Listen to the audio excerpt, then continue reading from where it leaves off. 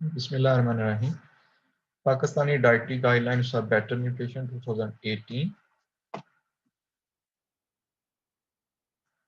तो सबसे पहले भाई इसको हम देखते हैं कि इसका नीड क्या थी, इसकी ज़रूरत क्या थी और इसके बेनिफिट्स क्या हैं।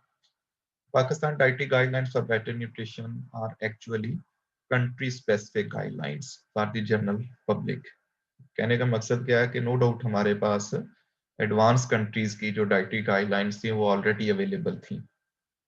जैसे रिसेंटली यूएसए की जो है वो लॉन्च हुई है 2025 के लिए। तो पाकिस्तान के लिए भी कंट्री स्पेसिफिक गाइडलाइंस अब अवेलेबल हैं to adopt healthy eating practices. पहला objective, to adopt healthy eating practices and prevent and reduce the risk of infectious and chronic diseases.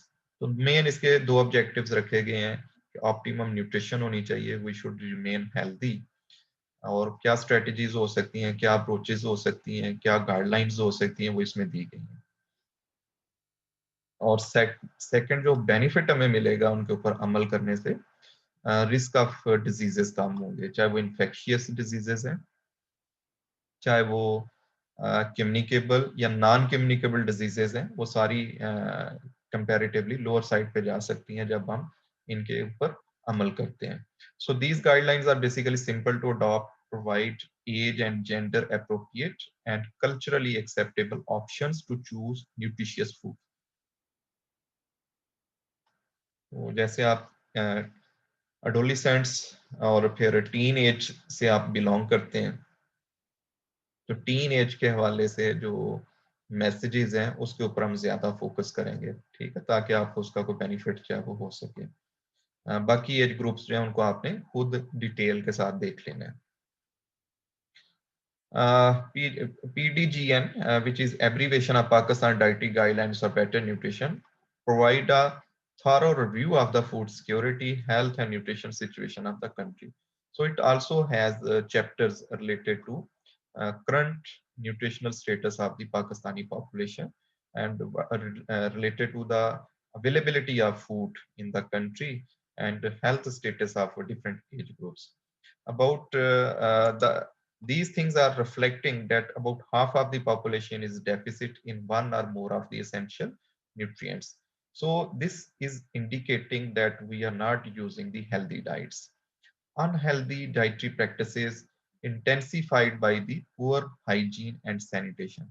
And along with two other evils are there, poor hygiene and sanitation, because a lot of infectious diseases are due to communicable diseases, are due to poor hygiene and sanitation. So if we improve the hygiene and sanitation, ultimately it will also helpful in the improvement of the health of the masses.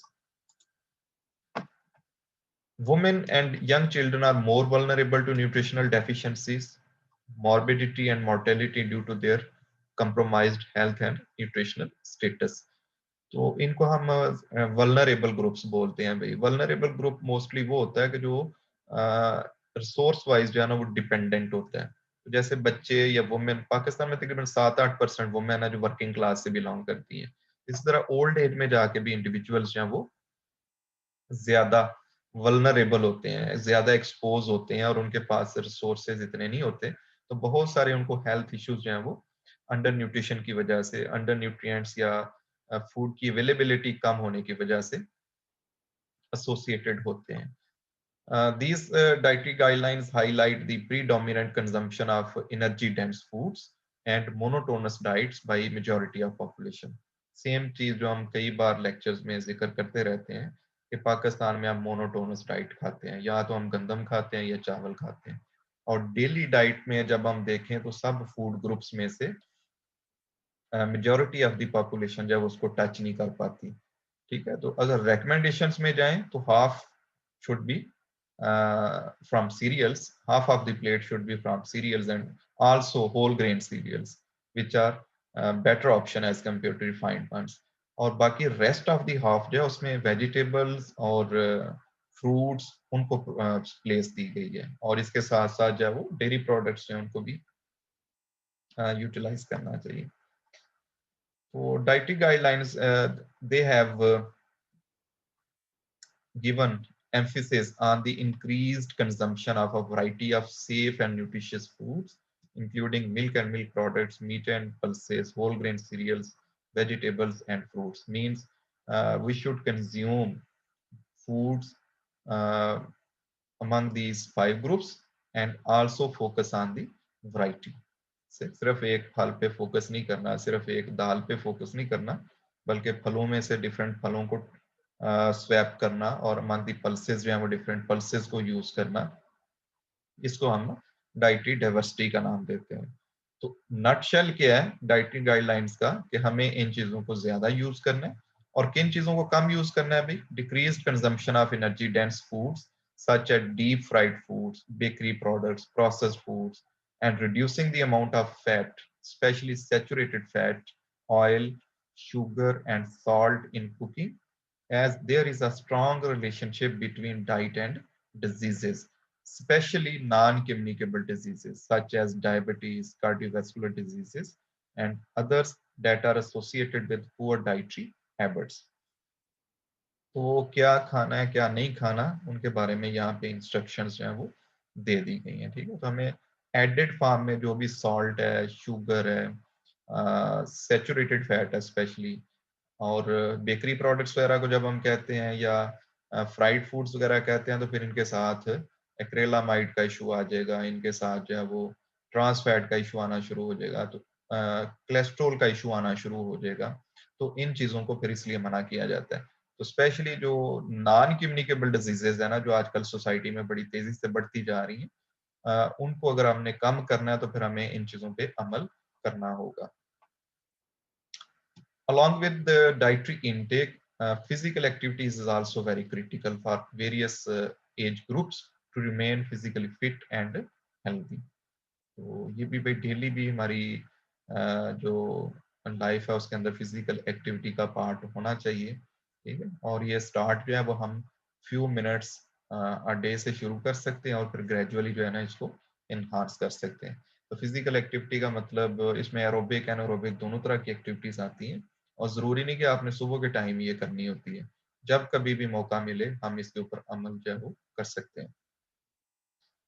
These dietary guidelines can be a rich source for general public, decision and policy makers, planners, researchers, academicians, food and pharmaceutical industries, hospitals, agricultural extensions, and allied health professionals.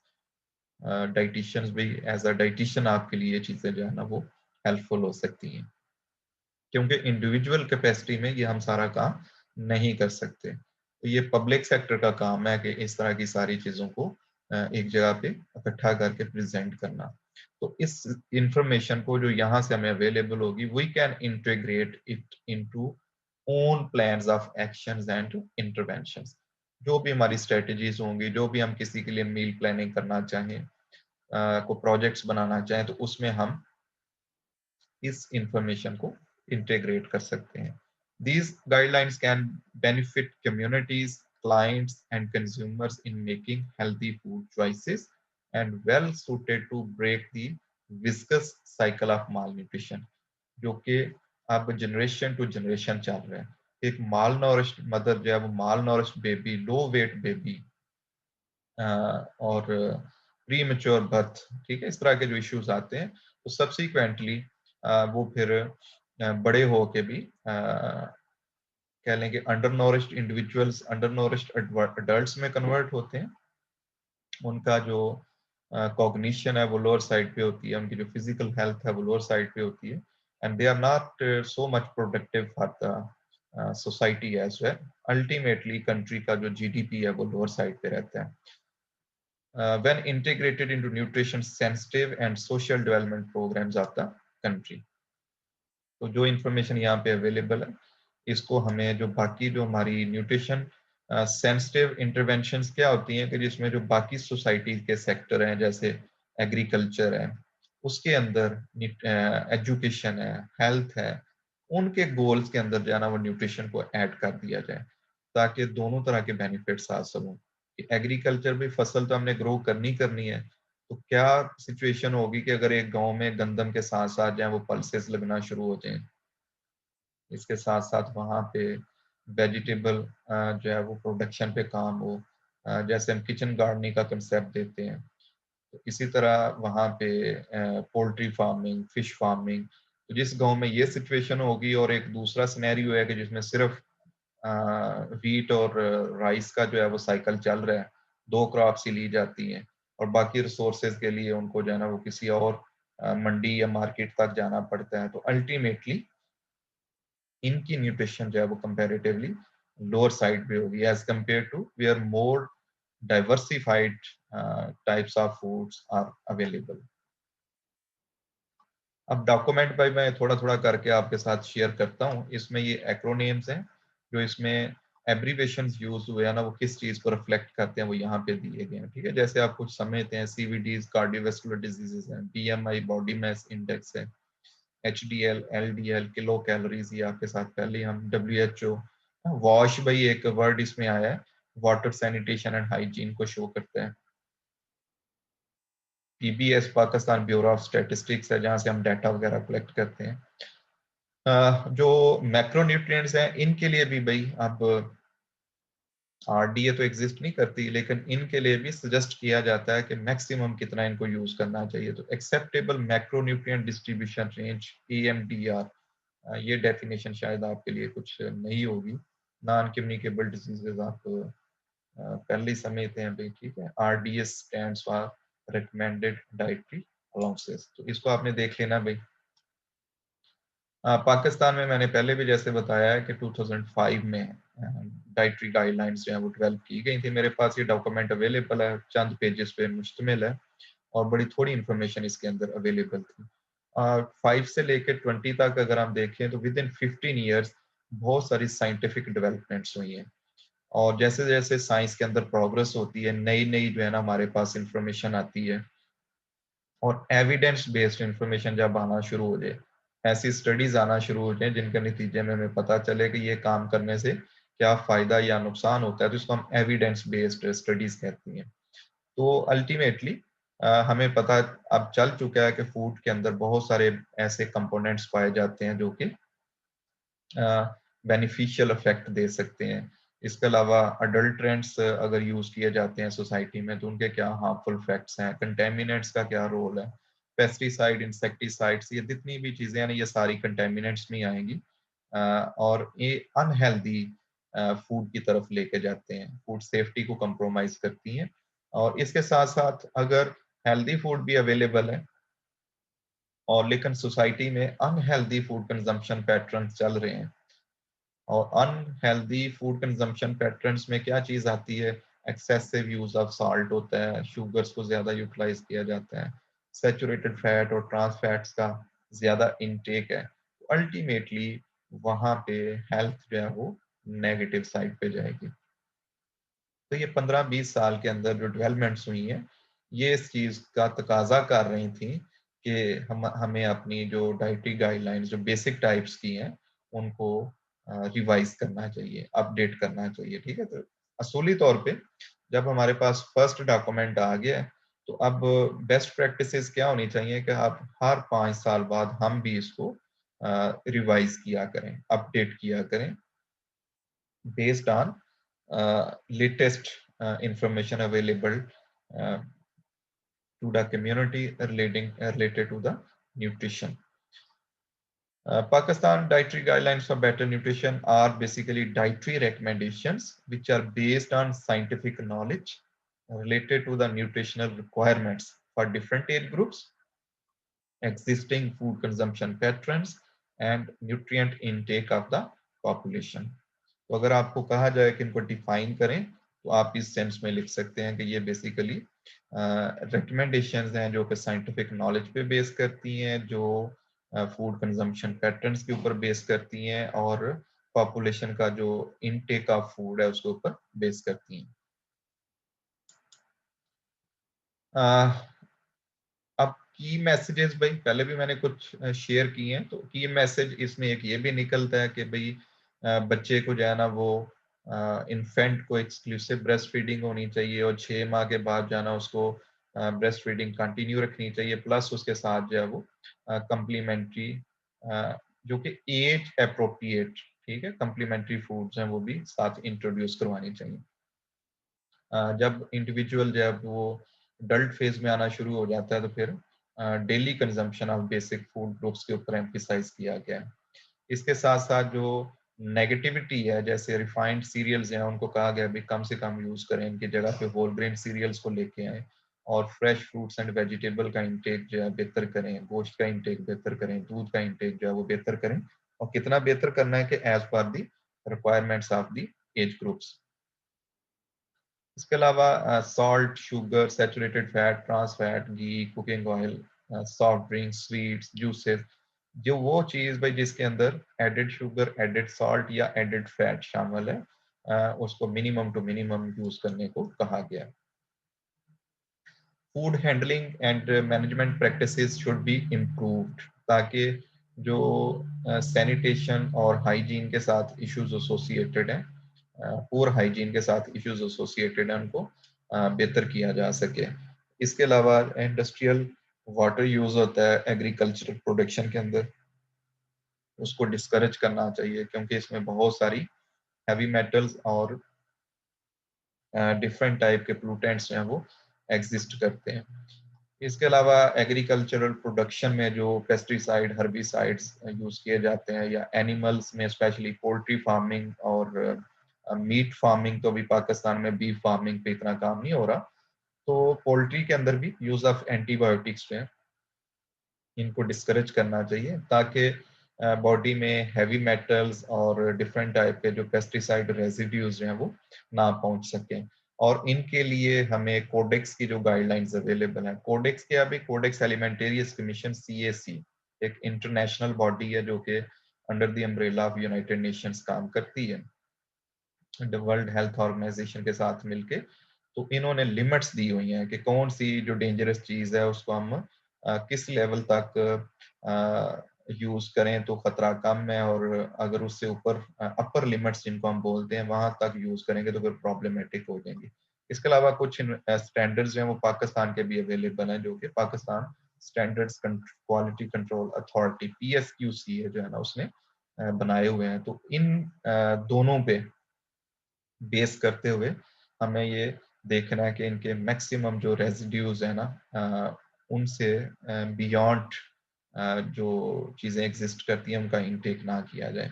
Regular exercise और physical activity जो है ना उस पर focus किया जाए ताकि diseases से बचा जा सके। ये मल्टी सेक्टोरल प्रोफेशनल्स के लिए भाई बेनिफिशियल है, जैसे मैंने पहले कहा कि as a professional of nutrition and dietetics आपके लिए इंफॉर्मेशन हेल्पफुल हो सकती है। आप अपने कंज्यूमर को, क्लाइंट को जो है ना वो इस इंफॉर्मेशन को यूटिलाइज करते हुए बेहतर न्यूट्रिशनल गाइडलाइंस या मील प्लान्स जो है वो दे सकते हैं। इसी तरह डिफरेंट जो स्टेक होल्डर्स हैं वो इसमें से अपने हवाले से चीज़ों के रिलेटेड इंफॉर्मेशन ले सकते हैं। तो ये पूरा डॉक्यूमेंट्स जैसे मैंने आपके साथ शेयर की है, हम न्यूट्रिशनल सिचुएशन के ऊपर एम्फिसाइज नहीं करेंगे, ठीक है, एज्यूमिंग के भाई ये हम किसी और पोर्शन के अंदर इंफॉर्मेशन जब ऑलरेडी कर चुके हैं। डाइटरी गाइडलाइंस जो है इसकी मेथोडोलॉजी पे हम नहीं जाएंगे, और डिफरेंट फूड ग्रुप्स की बात हम नहीं करेंगे, और एज ग्रुप्स की बात नहीं हम करेंगे, लेकिन इसके आगे जो माई प्लेट है और उसमें फूड और portion sizes for different age groups हैं, मेन्यूज डिफरेंट एज ग्रुप्स के हवाले से अवेलेबल हैं, डाइटरी मैसेजेस हैं, और ये कुछ इंफॉर्मेशन जो अनेक्स्चर में दी गई है इसके ऊपर हम आगे बात करेंगे। तो let's start from the goals. So basically there are 4 goals of these dietary guidelines. First, we want to improve the nutritional well-being of the population by adopting and promoting healthy eating practices and lifestyle. Lifestyle जब कहेंगे तो फिर इसमें physical activity वगैरह भी आना शुरू हो जाएगी। तो पहला ऑब्जेक्टिव ये है कि वेल बीइंग होनी चाहिए पॉपुलेशन की, ऑप्टिमाइज करना है उनकी हेल्थ को। Secondly, we want to reduce the incidence of nutritional deficiency and chronic diseases in the population. So second objective is for those individuals, which are about 50% of the Pakistani population, which is affected by different type of diseases associated with the nutritional discrepancies. Communicable भी हैं, non communicable भी हैं, infectious भी हैं, तो इनका incidence जो है ना वो पॉपुलेशन में कम हो, हेल्थ सेक्टर जो है ना उसके ऊपर लोड कम हो। Third, we want to improve the quality of life, यानी जब तक बंदा जिंदा रहे कम से कम हेल्दी रहे, है, माइजरीज कम हो, सफरिंग्स कम हो, डिजीजेस कम हो, ठीक है, और कंट्री वो सोसाइटी के अंदर सोशियो इकोनॉमिक सेक्टर के अंदर जो है वो ज्यादा से ज्यादा कंट्रीब्यूट कर सके। पाकिस्तान का जीडीपी जो है ना भाई इस वक्त वो ऑलमोस्ट 1400-1500 के अंदर फॉल करता है। मैं कल परसों एक डॉक्यूमेंट देख रहा था जहाँ पे तुर्की का जो है ना वो जीडीपी उसका जिक्र हो रहा था, और तुर्की का जो जीडीपी है वो तकरीबन 2700 यूएस डॉलर के हिसाब से है। पर कैपिटा इनकम जो है वो तकरीबन 27,000 डॉलर के हिसाब से है, और पाकिस्तान की कितनी है, 1400 से 1500 डॉलर के हिसाब से। तो आप इमेजिन करें कि फिर लोगों का लाइफस्टाइल क्या होगा, कि जो आपसे 20-22 गुना 25 गुना ज्यादा इकोनॉमिकली साउंड हूँ, उनका लाइफस्टाइल क्या होगा, ठीक है। तो क्या ये अल्लाह ताला की तरफ से ऐसा है कि भाई ये जो साउथ एशिया में लोग रहते हैं, इंडिया पाकिस्तान बांग्लादेश में लोग रहते हैं, ये गुर्बत में अपनी जिंदगी गुजारें, ये तकलीफों में अपनी जिंदगी गुजारें और इसी तरह लाइफ साइकिल कंप्लीट करके जो है ना वो दुनिया से चले जाएं? तो ये ऐसा नहीं है, अल्लाह ताला की तरफ से नहीं है, इसके हम खुद रिस्पॉन्सिबल हैं। तो जब तक हम नहीं बदलते, अपने आप को नहीं बदलते, हमारी सोसाइटी नहीं बदलती, हमारी इंडिविजुअल और कम्युनिटी जो है ना वो मिलके काम नहीं करते, तो फिर इसी तरह की सिचुएशन रहेगी। लेकिन ओवरऑल जो गाइडेंस है गवर्नमेंट की तरफ से वो इस सेंस में है कि क्वालिटी लाइफ को इम्प्रूव किया जाए। इसके अलावा बॉडी जो है उसको, बॉडी वेट को हेल्दी साइड पे मेंटेन किया जाए और डिजीजेस के रिस्क को जो है वो कम किया जाए। और इन सब चीज़ों के लिए क्या ज़रूरत है कि हमें हेल्दी डाइट्स को प्रमोट करना है।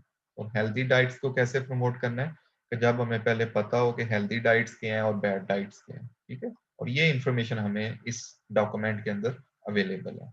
So basically these are 4 to 5 goals which can be achieved if individuals or population focus on these documents. Objectives भाई इसके क्या है, ये जो हमने अभी चीजें मेंशन की इनको हम कैसे हासिल कर सकते हैं। तो नंबर 1 तो ये है कि हमने हेल्दी प्रैक्टिसेस को प्रमोट करना है, ताकि जो न्यूट्रिएंट की डेफिशिएंसीज के रिलेटेड इश्यूज हैं या एक्सेसिव कंजम्पशन की वजह से जो इश्यूज आ रहे हैं और डिजीजेज और डेथ का रेट ज्यादा है उसको कम किया जा सके। इसके अलावा hygiene, safe handling of food, proper preparation and improved storage practices, इनके ऊपर अगर हम अमल कर लें तो अल्टीमेटली इससे भी बहुत सारी चीजें जो हैं वो बेहतर हो सकती हैं, ठीक है। और तीसरे नंबर पे हमने फिजिकल एक्टिविटी जो है ना उसको लिंक करना है अपनी लाइफ के अंदर, जो है उसको इंट्रोड्यूस करना है अपनी लाइफ के अंदर, ठीक है। तो ultimately dietary interventions plus physical activity अगर ये इंटीग्रेट हो जाते हैं, कंप्लीमेंट करते हैं एक दूसरे को, तो हमारा जो वेट मैनेजमेंट है और नॉन कम्युनिकेबल डिसीजेज की वजह से जो इश्यूज आ रहे हैं उनको हम टैकल कर सकते हैं। और लास्ट इसका ऑब्जेक्टिव ये था कि साइंटिफिक एविडेंस जो है ना वो आजकल जो जनरेट हो रहे हैं उसको हम यूटिलाइज करें, अप टू डेट करें अपनी जो एग्जिस्टिंग सिचुएशन है, एग्जिस्टिंग जो डॉक्यूमेंट्स है डाइटरी गाइडलाइंस का, ताकि फ्यूचर के वाले से अगर कोई पॉलिसी फार्मूलेट होनी है, कोई स्ट्रेटजीज प्लान हो रही हैं, कोई इंटरवेंशन का जिक्र हो रहा है या कोई प्लान ऑफ एक्शन बनने जा रहे हैं, तो उनके अंदर इस इंफॉर्मेशन को यूज किया जा सके। तो गोल्स और ऑब्जेक्टिव्स के बाद हम देखते हैं कि पाकिस्तान में फूड अवेलेबिलिटी और कंजम्पशन की क्या सिचुएशन है। तो पाकिस्तान में अगर देखा जाए तो पिछले 15-20 साल में कोई चेंज हमें नजर नहीं आती भाई। लास्ट 3 डेकेड्स का जिक्र किया गया, एक ही सीक्वेंस जो है ना वो हमें नजर आ रहा है फूड की अवेलेबिलिटी के हिसाब से। और अवेलेबिलिटी हम किस सेंस में मेजर करते हैं, kilogram per capita per year, एक इंडिविजुअल को कितने किलोग्राम जो है ना वो किसी चीज का चाहिए होगा 1 साल के अंदर, ठीक है। तो इसको हम फूड अवेलेबिलिटी के सेंस में मेजर करते हैं। Availability of major food items like wheat, maize, rice, fats, oil, milk, vegetables, fruit, vegetable pulses, which indicate that by and large food availability has improved over the years, and as such, there has been no shortage or disappearance of food from the markets. लेकिन सोचने वाली बात है, अगर shortage भी नहीं है food की, तो फिर मोर देन 50% पॉपुलेशन जो है उसके अंदर न्यूट्रिशनल डिस्क्रिपेंसीज क्यों है, ठीक है। तो ये फिर हमें उन फैक्टर्स के ऊपर भी गौर करना चाहिए। अवेलेबिलिटी ऑफ सीरियल्स की बात करें तो 2001 में क्या सिचुएशन थी, ऑलमोस्ट 141 किलोग्राम जो सीरियल्स थे वो अवेलेबल थे, और मेनली इसमें राइस, व्हीट और कॉर्न आ जाते हैं, और 2 क्रॉप्स का इसने अलहदा भी करके लिख दिया है, ठीक है। ये कंपैरेटिवली जो डार्क है, 114 kilogram wheat was available for individual and 19.5 kilograms rice were available per capita per person per year। अब 2005 में देखें, अगले 5 साल में क्या सिचुएशन हुई कि इसमें वीट की कंजम्पशन हमें कंपैरेटिवली बढ़ती नजर आ रही है, राइस की जो है वो लोअर साइड पे होती नजर आ रही है, ठीक है। ओवरऑल 140 से 147 अवेलेबिलिटी होगी। 2010-11 में नेक्स्ट 5 इयर्स में ये इसके अंदर डिक्लाइन नजर आ रहा है, 137, 120 और 5, ठीक है। और लेटेस्ट जो देखा जा सकता है लास्ट 5 इयर्स का, तो इसमें अगेन हम वहीं पे खड़े हैं जहां पे हम 2005 में थे, ठीक है। हाँ, राइस की कंजम्पशन जो है वो, जो कि दरमियान में 10 साल में डाउन साइड पे गई थी, वो अब दोबारा जो है वो यहाँ पे हमें अपर लेवल पे नजर आ रही है। तो इसमें डिमांड सप्लाई जो है वो इसके हिसाब से बाज दफा प्राइसेस भी चेंज होती रहती हैं, और प्राइसेस की वजह से फिर कमोडिटीज के ऊपर जाना वो असर पड़ता है। जी, फैट्स एंड ऑयल्स की अगर हम बात करें तो इसमें इन्होंने 3 चीज़ों को हाईलाइट किया है, fats from animal, vegetable oils and palm oil. Palm oil जो है वो हमारा मेजर शेयर होल्डर है अमंग दी एडिबल ऑयल्स, और मलेशिया, इंडोनेशिया वगैरह से इसको मंगवाया जाता है। तो ये हमें कंपैरेटिवली बेहतर इसका डॉक्यूमेंट्स जो है ना वो इंफॉर्मेशन डॉक्यूमेंटेड फॉर्म में इंफॉर्मेशन अवेलेबल है। तो एज पर दिस डॉक्यूमेंट, जो quantity kilogram per capita per year के हिसाब से वेजिटेबल ऑयल्स की अवेलेबल थी, ये तकरीबन 6.5 से 7 लीटर के हिसाब से थी, और पाम ऑयल जो है वो तकरीबन 2 इसमें ये ऐड कर लें, ठीक है। तो ये 7 और 2 9, और तकरीबन ये 11 साढ़े 11 किलो जो है ना इसके हिसाब से पर कैपिटा अवेलेबिलिटी थी। जो कि 2011 में हम देखें तो ये 80, इसके बाद 90s, 2000, 2010 और फिर इस हिसाब से हम चलते जाएं तो ये 10 तक ऑलमोस्ट डाटा हमें अवेलेबल है।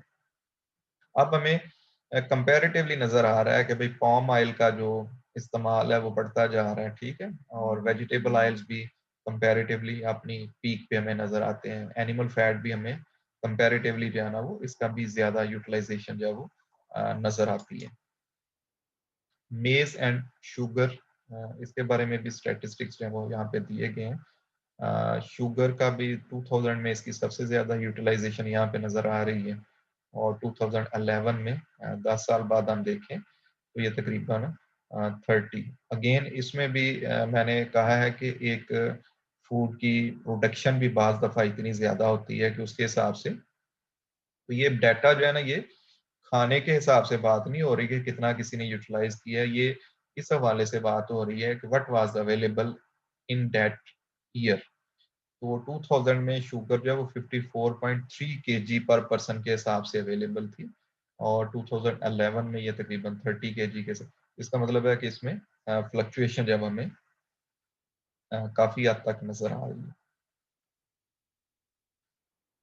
अच्छा, एक चीज, जब प्रोडक्शन बढ़ती है ना तो फिर बाकी चीजें भी देखनी चाहिए कि इसकी यूटिलाइजेशन भी बढ़ती है सोसाइटी के अंदर। जब ये 1980s में 15.3 केजी के हिसाब से अवेलेबल थी, तो उस हिसाब से इसको यूटिलाइज किया जाता था। अब अगर ये 40 या 30 केजी के हिसाब से अवेलेबल है, तो तो इसका मतलब है अब इस हिसाब से इसकी यूटिलाइजेशन सोसाइटी में हो रही है, स्वीट्स के अंदर, प्रोडक्ट्स के अंदर इसका इस्तेमाल जो है वो ज्यादा हो गया। इसी तरह फ्रूट्स एंड वेजिटेबल की अवेलेबिलिटी भी 15 साल का डाटा जो है वो वहाँ पे यहाँ पे अवेलेबल है। पर कैपिटा का हिसाब से 41.6 केजी के हिसाब से वेजिटेबल्स अवेलेबल हैं और 23.5 केजी के हिसाब से जो है वो फ्रूट्स अवेलेबल हैं।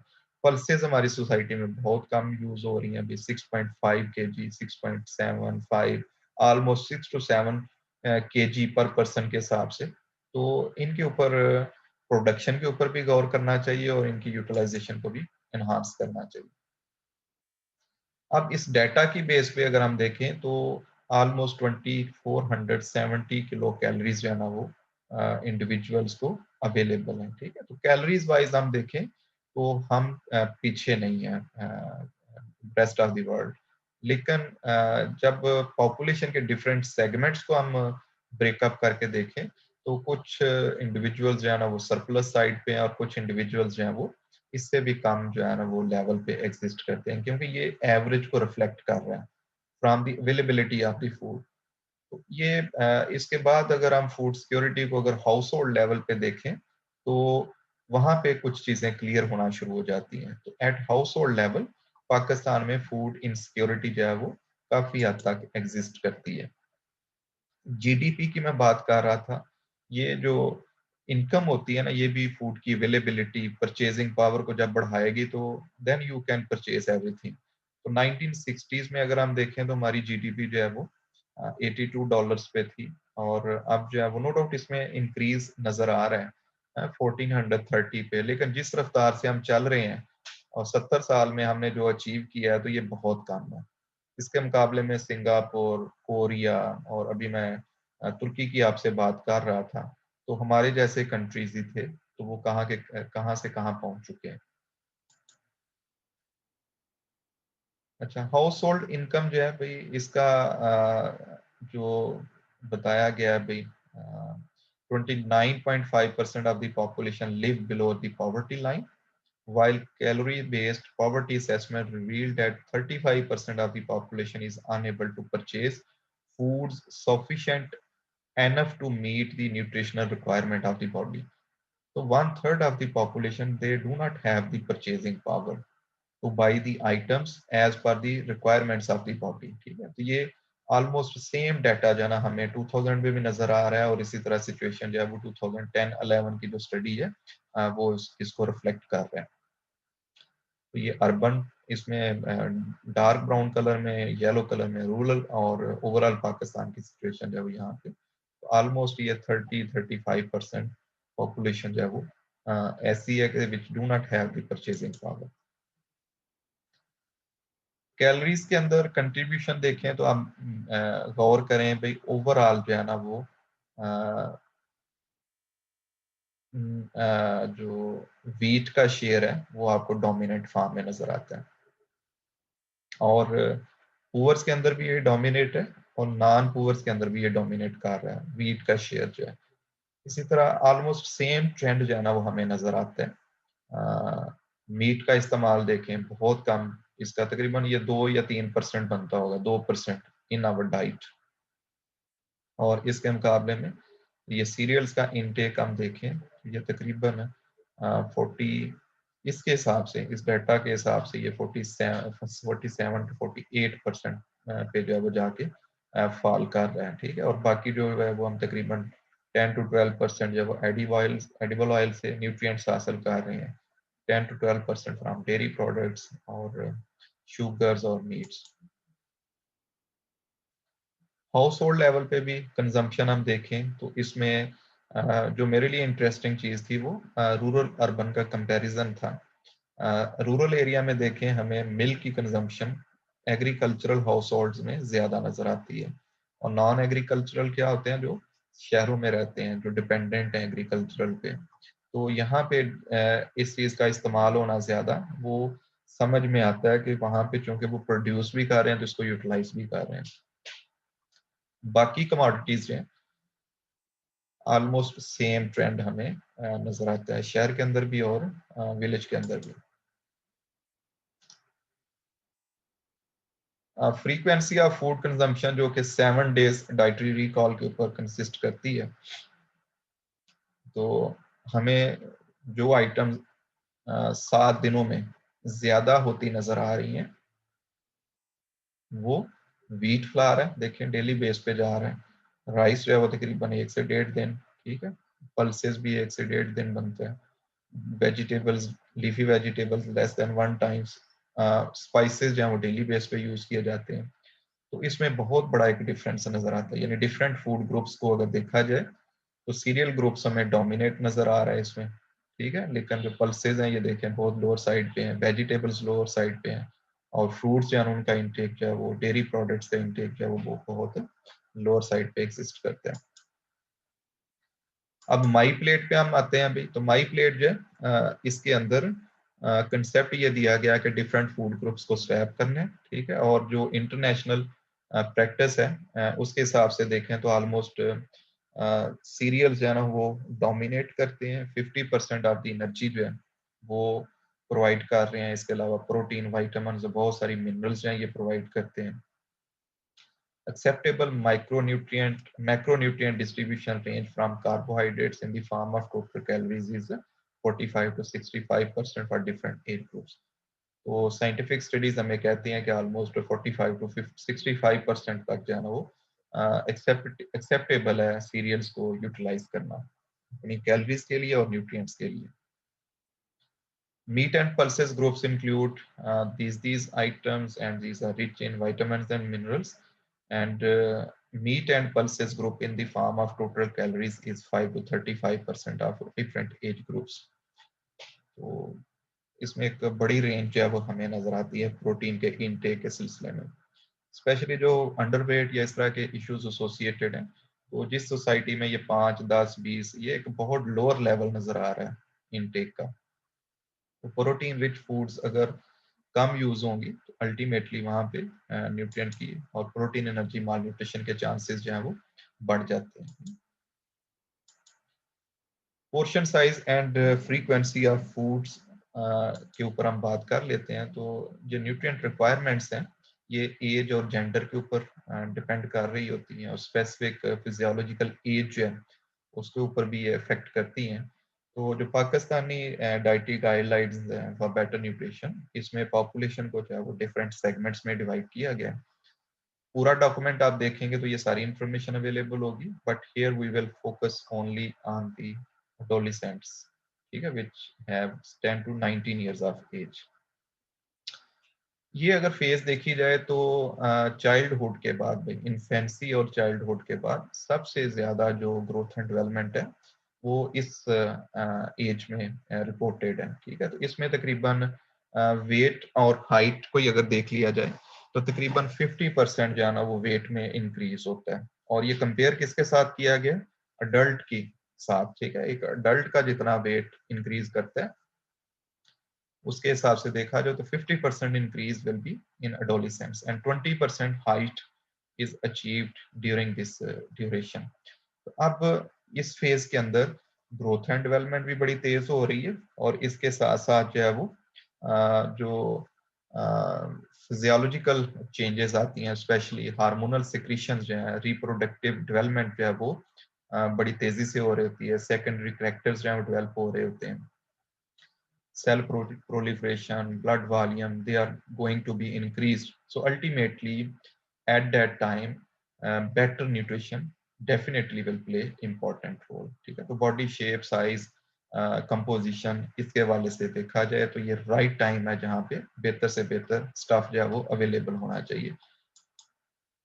जी, अब इसमें हम देखें तो ये फूड ग्रुप्स यहाँ पे मेंशन कर दिए गए हैं और उनके हिसाब से सर्विंग्स बताई गई, और 7 सर्विंग्स की पोर्शन भी बता दिया गया है, ठीक है। कि एक सर्विंग जो है वो दूध अगर हम लेना चाहते हैं तो वो कितने के बराबर है, योगर्ट कितने के बराबर है, उसके अलावा चीज अगर यूज करते हैं तो वो कितना मैटर करता है, और cereals, vegetables, fruits, meat and pulses, इन सब को जो है ना वो आप गो थ्रू कर सकते हैं।